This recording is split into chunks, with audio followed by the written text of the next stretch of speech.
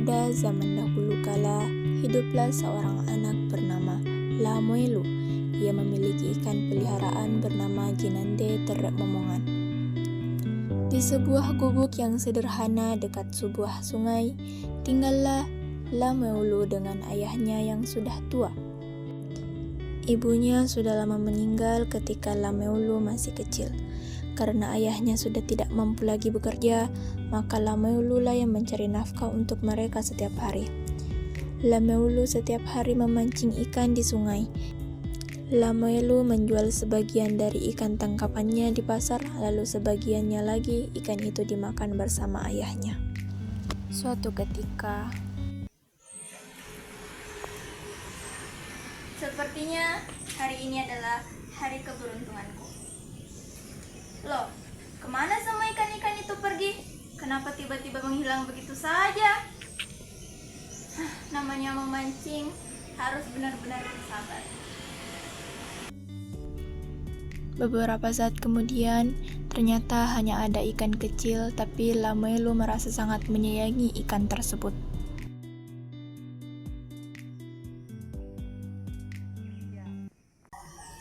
Ayah, lihat.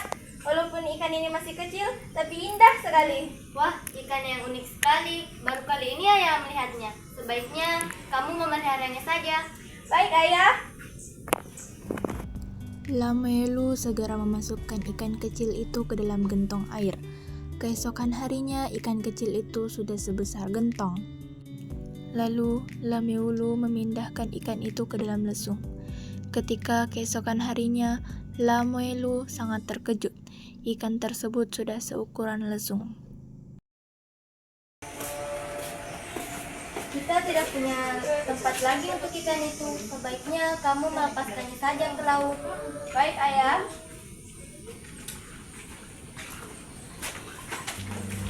Dengan bersusah payah, Lamuelu menggotong ikan besar itu menuju laut.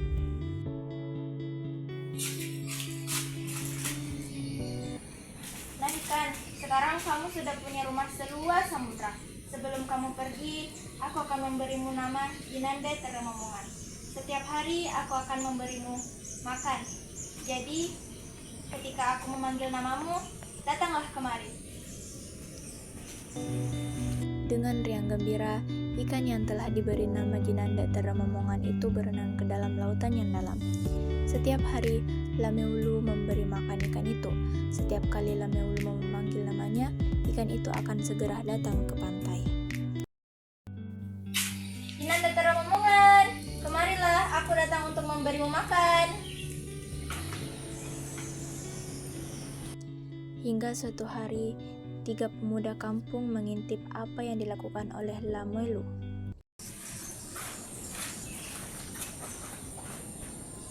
Ikan itu benar sekali, kalau kita tangkap dagingnya sangat cukup untuk kita bertiga. Benar sekali. Tapi bagaimana ya cara kita menangkap ikan itu? Apakah kamu tidak mendengar kalau Lamuelu memanggil ikan itu dengan nama Jinande Terek Momongan? Bagaimana kalau ikan itu kita tangkap saja? Baiklah, kita cari cara untuk menangkap ikan itu. Pemuda tersebut kembali memanggil ikan Jinande Terek Momongan. Si ikan tersebut datang ke pantai karena ia mengira Lamuelu yang memanggilnya.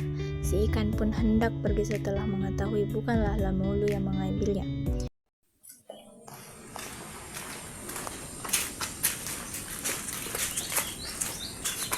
Jinande Terek Momongan. Ikan itu hanya akan datang jika Lamuelu yang memanggilnya.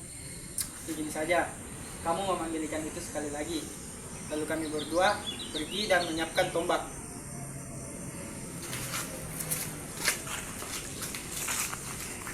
Jinande Terek Momongan. Tapi terlambat, 3 pemuda lainnya yang telah bersiap segera menombaknya hingga mati.